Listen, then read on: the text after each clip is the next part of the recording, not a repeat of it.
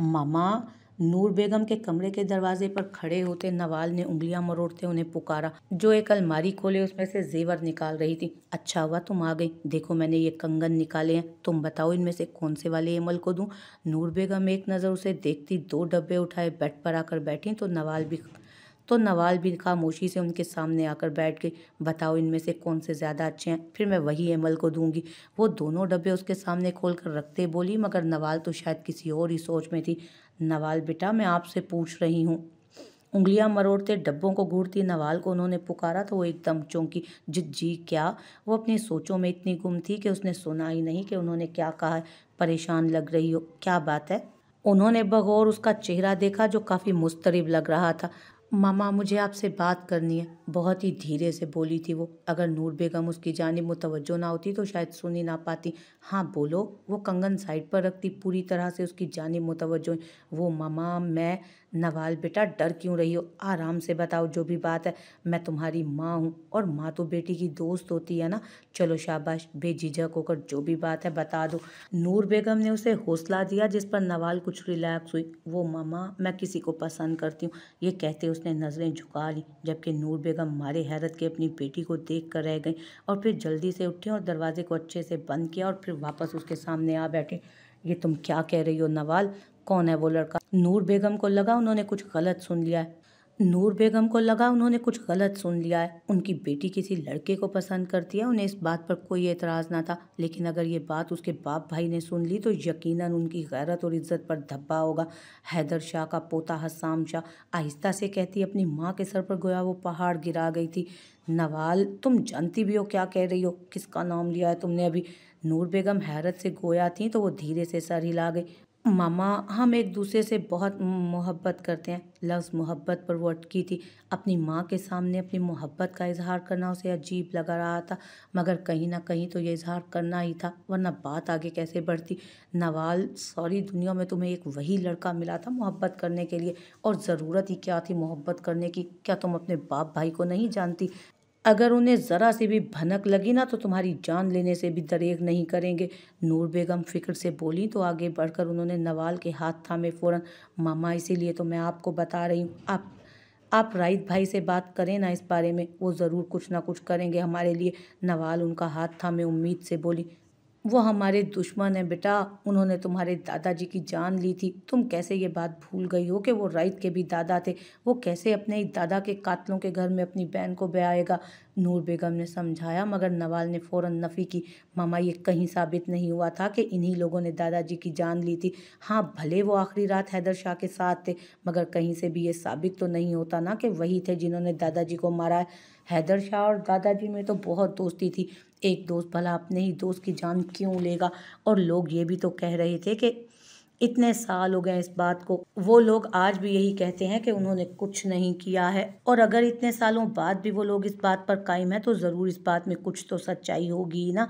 बाकी सच क्या है और झूठ क्या, ये अल्लाह के सिवा कोई नहीं जानता। मगर इतने साल गुजर गए हैं, हमें अब इस दुश्मनी को छोड़ देना चाहिए ना। मामा, हसाम बहुत अच्छा है, वो मुझसे बहुत प्यार करता है, और अब तक जितने भी रिश्ते मेरे लिए आए थे ना, किसी के भी इल्म में लाए बगैर उसने उन्हें भगाया है। प्लीज़ मामा, आप एक बार भाई से बात तो करें ना। नूर बेगम खामोश परेशान सी बैठी उसे सुन रही थी। नवाल ठीक कह रही थी, मगर मसला तो सारा वही था ना कि उनकी कोई सुनेगा ही नहीं। नवाल, अगर मैं राइट से बात कर भी लूँ तो वो क्या करेगा? होगा तो वही ना जो तुम्हारे बाबा चाहते हैं। और जब उन्हें ये बात पता चलेगी कि तुम हैदर शाह के पोते से मोहब्बत करती हो तो जानती हो वो क्या करेंगे? उनको समझ नहीं आ रहा था कि वो कैसे नवाल को समझाएं, जो अपनी जान की दुश्मन अब बनी बैठी थी। राइद भाई अगर बाबा से बात करेंगे तो मुझे यकीन है कि बाबा कुछ नहीं कह पाएंगे। एक राइद भाई ही हैं जिनके आगे बाबा बेबस हो जाते हैं। मामा प्लीज़, आप आज ही राइद भाई से बात करेंगी ना प्लीज़? नवाल उनका हाथ थामती इल्तिजाइया लहजे में बोली तो नूर बेगम ने गहरा सांस भरा और फिर इस बात में सर भी हिला दिया। नवाल मैं राइद से बात कर लूँगी, लेकिन अगर उसने ये बात तुम्हारे बाबा से नहीं की या उसने भी मना कर दिया तो फिर तुम इस बात को यहीं ख़त्म कर दोगी और भूल जाओगी हसाम को। नूर बेगम ने तंबीह की तो वह इस बात में सर हिला गई। वो जानती थी कि राइद ज़रूर तुराब खान से बात कर लेगा, उसे पूरा यकीन था इस बात पर। अब पता नहीं उसका ये यकीन कायम भी रहने वाला था या नहीं। राइद जब ऑफिस से हवेली आया तो कुछ देर बाद ही नूर बेगम उससे बात करने के इरादे से उसके कमरे में आ गई। वो तुराब खान को बहुत बार नवाल के लिए किसी नए रिश्ते का जिक्र करते सुन चुकी थी। वो तुराब खान को बहुत बार नवाल के लिए किसी नए रिश्ते का जिक्र करते भी सुन चुकी थी, इसलिए वो भी यही चाहती थी कि जल्द से जल्द नवाल की शादी वहाँ हो जाए जहाँ वो चाहती है। राइद बेटा, मुझे आपसे एक ज़रूरी बात करनी है। दरवाज़ा खुलते ही सामने राइद को खड़े देख वो गोया हुई।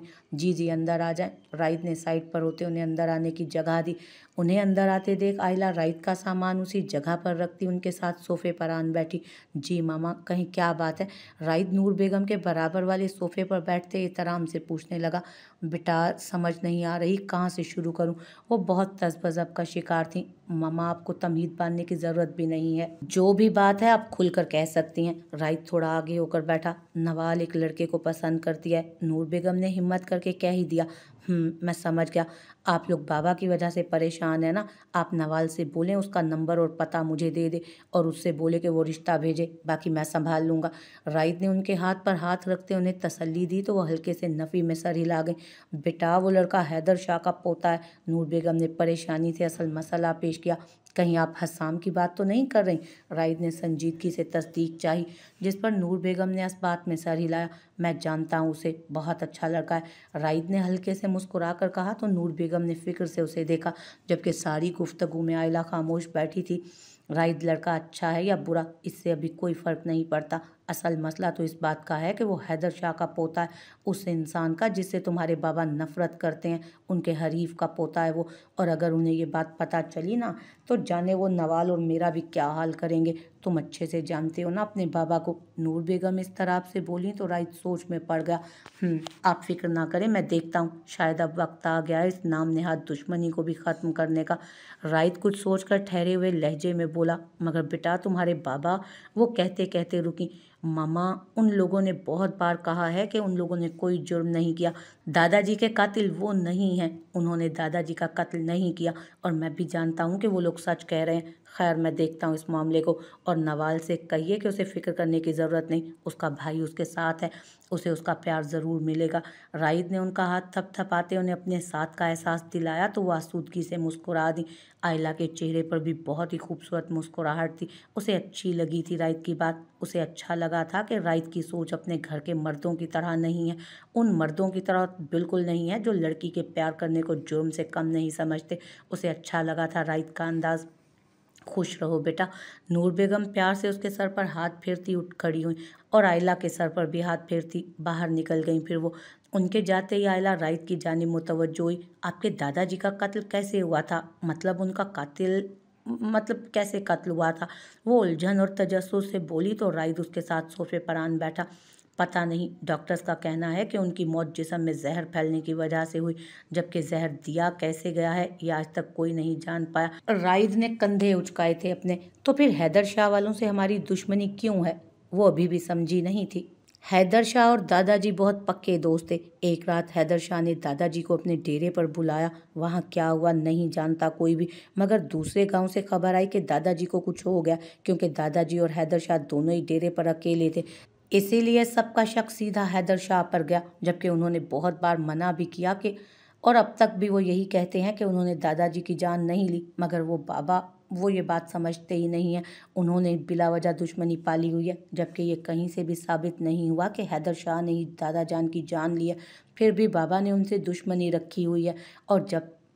और जब से अब तक ना ही हैदर शाह के गांव से किसी को यहाँ आने की इजाज़त है और ना ही यहाँ से वहाँ किसी को जाने की। ये सरहद भी बाबा ने ही बनाई है, जबकि उन्होंने तो कई बार इस नाम नेहाद दुश्मनी को ख़त्म करने की पहल की थी, मगर बाबा की अकड़ ही ख़त्म नहीं हो रही। राइद ने अफसोस से सर झटका तो आयला महज सर हिलाकर रह गई। आप कैसे नवाल और हसाम भाई की शादी करवाएंगे? थोड़ी देर बाद आयला उसके कंधे पर सर रखती धीरे से बोली तो राइद उसके गिर्द हिसार बनाता उसे खुद से लगा गया। ये तो शायद मैं खुद भी नहीं जानता, मगर इतना ज़रूर जानता हूँ कि नवाल को उसका हक दिलवा कर रहूँगा। राइद एक आज़म से कहता उसके बालों पर बोसा देता आंखें मूंद गया, तो आयला भी मुस्कुराकर आंखें मूंद गई।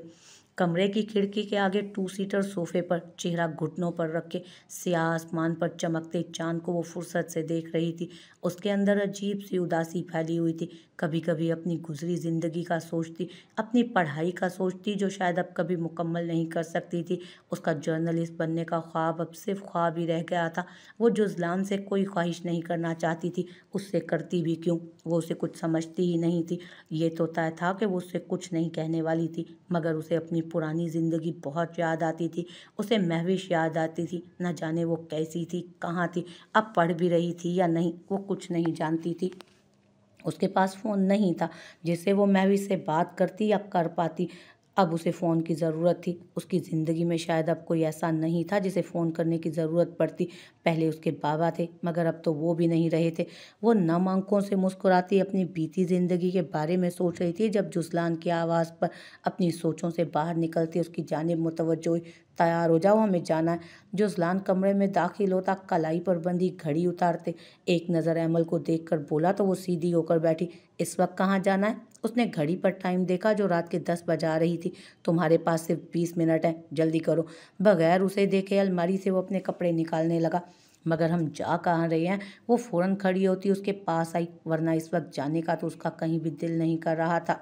उसका दिल कर रहा था साफ साफ इनकार कर दे, मगर वो ऐसा नहीं कर सकती थी। मेरी एक दोस्त तुमसे मिलना चाहती है, तो मैं तुम्हें उसी से मिलवाने ले जा रहा हूँ। जुज़लान ने मेरी पर जोर देते उसके चेहरे के तासुरात देखना चाहे, मगर उसका चेहरा सपाट था। ओके, अमल का दिल तो किया कह दे कि दोस्त तुम्हारी है तो तुम ही जाकर मिलो, मगर बात तो सारी यही थी कि अगर वो कह भी देती तो वो कौन सा उसकी बात मान लेता या सुन लेता, बल्कि उल्टा ज़बरदस्ती करता जो अमल करना नहीं चाहती थी। इसलिए दिल पर पत्थर रखकर चलने को तैयार होने लगी। जुज़लान के इलेक्शन सर पर थे, जिसकी वजह से वो आजकल हवेली में कम ही नज़र आता था। एमल के आने के बाद तो जैसे जादू ही हो गया था। उसके सपोर्टर्स की तादाद में हद से ज़्यादा इजाफा हुआ था, जिस वजह से वो आजकल उसे वक्त ही नहीं मिल रहा था। कभी कहीं जलसा तो कभी कहीं, मगर अब उसे वक्त मिला तो आजकल अपनी न्यू महबूबा, या ये कहा जाए तो बेहतर होगा कि अपने नए खिलौने से उसे मिलवाने ले जा रहा था। ठीक आधे घंटे बाद वो लोग बगैर किसी को बताए हवेली से निकल चुके थे। तकरीबन 1 घंटे की मुसाफत तय करके वो अपनी मंजिल तक पहुंच चुके थे। ये कौन सी जगह है जुज़लान? एक सुनसान सड़क पर एक घर के सामने गाड़ी रुकते ही अमल के दिल ने स्पीड पकड़ी। आ जाओ। उसकी बात को नज़रअंदाज करते जुज़लान गाड़ी से बाहर निकला तो बादल नखास्ता एमल को भी बाहर निकलना पड़ा। घर में दाखिल होते घर में एकदम खामोशी का राज मिला था देखने को। खूबसूरत घर, ऊपर से खामोशी, एमल को तो खतरे की अलामत लग रहा था। जुज़लान उसके आगे आगे चलता उसे सीढ़ियों की जानिब ले आया जो नीचे जा रही थी। एमल धड़कते दिल के साथ उसके पीछे पीछे सीढ़ियां उतरने लगी तो दाएं जानिब जाकर सामने एक कमरा मौजूद था। जुज़लान ने कमरे का दरवाज़ा खोला तो अंदर से पूरा कमरा रोशनी में नहाया हुआ था। साथ म्यूज़िक चल रहा था। कमरा साउंड प्रूफ था, इसलिए उसकी आवाज़ बाहर नहीं आ रही थी। अंडरग्राउंड बने इस खूबसूरत बड़े से कमरे को देखते एमल की आंखें हैरत से खुली, मगर जल्दी अंदर मौजूद थरकती लड़कियां और उनके साथ मौजूद लड़कों को देखते उसकी आंखों में आग चमकने लगी। ये तो मुझे कहाँ लाए हो? जुज़लान को अंदर बढ़ते देख वो दरवाजे पर ही रुकती सर्द लहजे में बोली, तो चेहरे पर दिलकश मुस्कुराहट सजाए जुज़लान उसकी जानिब पलटा। क्या हुआ, अच्छी नहीं लगी तुम्हें ये जगह? वो मासूम बनने की एक्टिंग करता मसनूई हैरत से बोला, तो एमल ने लब भींचे। अंदर आ जाओ यार, कुछ नहीं होता। उसके चेहरे की रंगत सुर्ख पड़ते देख जुज़लान मज़े से बोला तो एमल गुस्सा जब्त करने की कोशिश में मुठियां भींच गई। मैं नहीं आऊँगी। चबा चबा कर लफ्ज़ अदा करती वो जुज़लान के दिल को सुकून पहुंचा गई। वो चाहता ही यही था कि वो इनकार करे और फिर वो उसे बेबस करके मज़ा ले। आना तो तुम्हें पड़ेगा, प्यार से ना सही, ज़बरदस्ती ही सही।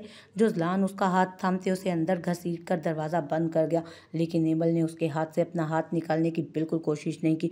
बेबी, इतनी देर लगा दी आने में। न जाने कहाँ से एक लड़की स्याह शॉर्ट बेहुदा लिबास पहने नाजिल होती बेबाकी से जुज़लान के गले लगते बोली। बदले में जुज़लान एमल का हाथ छोड़ते गर्म जोशी से उसके गले लगा और उसकी इस बेहूदगी पर एमल मुंह फेर गई थी। ये बहन जी कौन है? एमल को जामनी कमीज शलवार पहने दुपट्टा अच्छे से कंधों के गिर्द फैलाई देखकर वो लड़की तमस्कराना अंदाज में बोली, ये मेरी बीवी है, एमल जुजलान खान। जुजलान उस लड़की की कमर में हाथ डाले ऐसे तारुफ करवा रहा था जैसे वो लड़की उसकी बीवी हो। और एमल, ये है नताशा, मेरा सकून। जुजलान गंभीर लहजे में एक उंगली से नताशा को देखते उसके गाल को छूते बोला तो वो मुस्कुरा दी, जबकि इस बार एमल के लबों पर भी मुस्कुराहट आई। बहुत खुशी हुई मुझे तुमसे मिलकर। एमल के कहने पर जुजलान और नताशा दोनों ने आईब्रो उचकाए उसकी जानिब दाद देती नजरों से देखा, जो अपने शोहर की बाहों में किसी और लड़की को देखने के बाद भी ये कह रही थी, क्या तुम्हें बुरा नहीं लग रहा कि तुम्हारा शोहर तुम्हारे ही सामने किसी और की बाहों में है? नताशा ने तंजिया इस्तफसार किया तो एमल ने मुस्कुराकर सर झटका। डार्लिंग, ये मुस्कुरा के अपना दर्द छुपा रही है। जुजलान ने एमल को अपने तई आग लगाने की कोशिश की। मिस्टर जुजलान खान, मैं आपके साथ समझौते की ज़िंदगी गुजार रही हूँ, ना कि प्यार की। तो मुझे रत्ती बराबर भी फ़र्क नहीं पड़ता कि आप इस लड़की के साथ हों या किसी और के साथ। आपकी ज़िंदगी है, इंजॉय करें ऐसी लड़कियों के साथ। वो इस्तेज़ाइया नज़रें दोनों पर डालती एक तरफ रखे सिंगल सोफे पर बैठ गई। ऐसी लड़की से क्या मुराद है इसकी? मैं छोड़ूंगी नहीं इसे।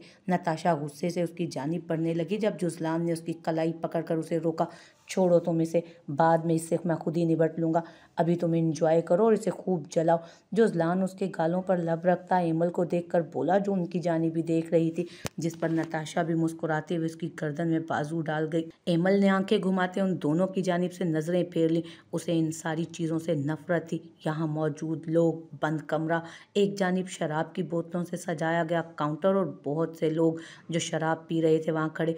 उसे घुटन होने लगी थी इस माहौल से, मगर वो मजबूर थी, यहाँ से अकेली जा भी नहीं सकती थी, वरना जुजलान उसकी कमजोरी समझते उसे ऐसे ही वार करता रहता उस पर। इसलिए वो एक कोने में सर झुकाए आंखों में नागवारी लिए बैठी इस तमाशे का इंतजार करने लगी, खत्म होने का।